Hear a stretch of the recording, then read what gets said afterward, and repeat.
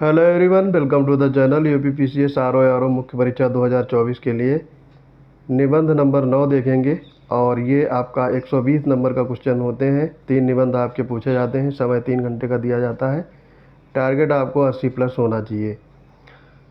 ये आपका निबंध है, चरित्र निर्माण में साहित्य की भूमिका। यूपीपीसीएस मेंस 2023 में पूछा गया था। तो ये लेटेस्ट निबंध देखेंगे। जो साथी पहली बार जुड़े हैं, चैनल को सब्सक्राइब करेंगे और अपने दोस्तों को भी शेयर करेंगे।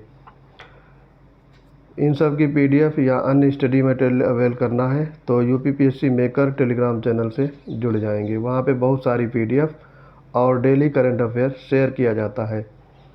तो यहाँ पे आपका निबंध का टाइटल है, चरित्र निर्माण में साहित्य की भूमिका। सबसे पहले यहाँ पे प्रस्तावना देखेंगे। कविता ही हृदय में प्रकृत दशा में लाती है और जगत के बीच क्रमशः उसका आधिकारिक प्रसार करती है। उसे मनुष्यत्व की उच्च भूमि पर ले जाती है। ये रामचंद्र शुक्ल ने कहा था। आगे इसमें है, साहित्य एक ऐसी अमूर्त धरोहर है जिसका महत्व व्यक्ति के जीवन में अद्वितीय योगदान है। साहित्य के माध्यम से हम जीवन के उद्देश्यों को समझ सकते हैं और विभिन्न पहलुओं का अध्ययन कर सकते हैं। चरित्र निर्माण जो व्यक्ति के नैतिक मूल्यों नैतिकता को विकसित करने में मदद करता है, वहाँ साहित्य की महत्वपूर्ण भूमिका है।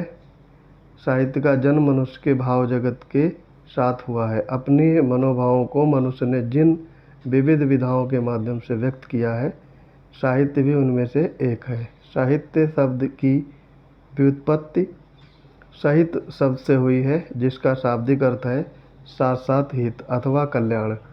अर्थात साहित्य वो रचनात्मक विधा है जिसमें लोकहित की भावना का समावेश रहता है। साहित्य विचारों की वह अभिव्यक्ति है जो कि समाज के यथार्थवादी दृष्टिकोण को उजागर करती है, और ये दृष्टिकोण त्रिकालिक स्वरूप में होता है, क्योंकि साहित्य न केवल भूतकाल वर्तमान के मुद्दों एवं विषयों की सार्थक अभिव्यक्ति है, अपितु ये वर्तमान में हो रहे परिवर्तन को समाहित करते हुए समाज के गुण दोषों को समाज के ही सन्मुख रखता है, ताकि समाज को उसका वास्तविक प्रतिबिंब दृष्टिगोचर हो सके। तो ये आपका प्रस्तावना हो गया।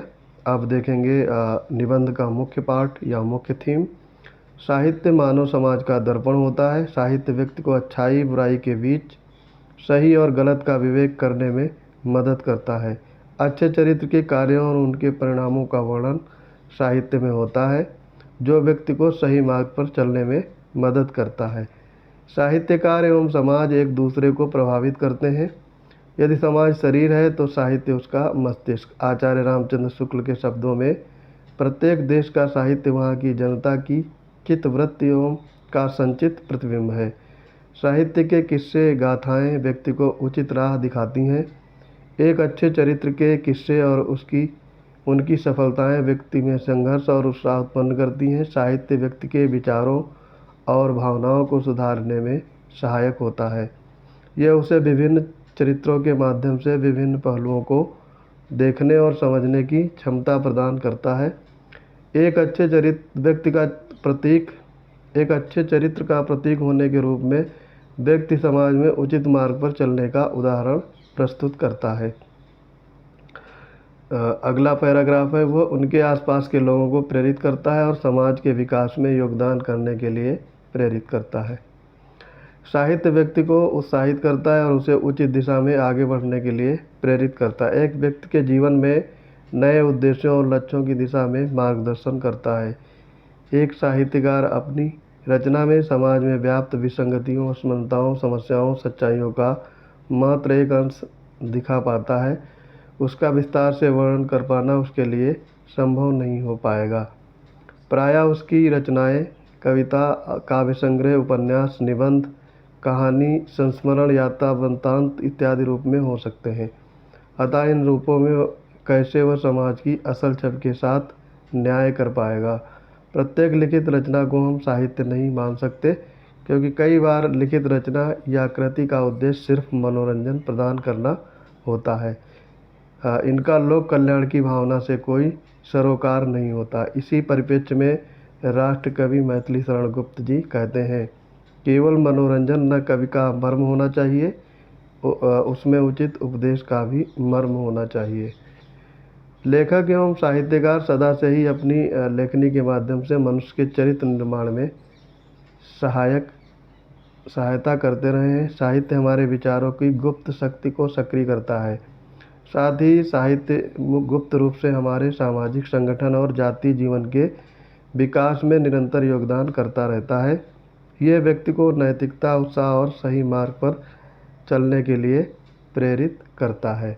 अब देखेंगे इसमें आगे उपसंहार या कंक्लूजन पार्ट। जैसा हमारा साहित्य होता है वैसी ही हमारी मनोवृत्तियाँ बन जाती हैं। हम उन्हीं के अनुकूल आचरण करने लगते हैं।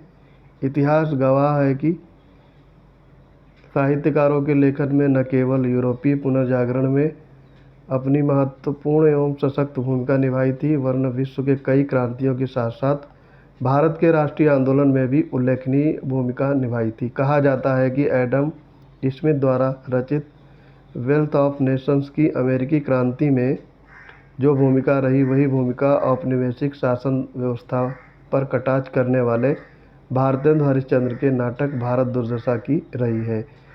साहित्य विचारों की वह अभिव्यक्ति है जो कि समाज के यथार्थवादी दृष्टिकोण को उजागर करती है, और यह दृष्टिकोण त्रिकालिक स्वरूप में होता है, क्योंकि साहित्य न केवल भूतकाल, वर्तमान के मुद्दों एवं विषयों की सार्थक अभिव्यक्ति है, अपितु ये वर्तमान में हो रहे परिवर्तन को समाहित करते हुए समाज के गुण दोषों को समाज के ही सन्मुख रखता है, ताकि समाज को उसका वास्तविक प्रतिबिंब दृष्टिगोचर हो सके। तो आई होप ये वीडियो आपको पसंद आ रहे होंगे। कोई प्रतिक्रिया है तो कमेंट बॉक्स में आपका स्वागत है। मिलते हैं अपने अगले वीडियोज़ में, तब तक के लिए पढ़ते रहिए। जय हिंद।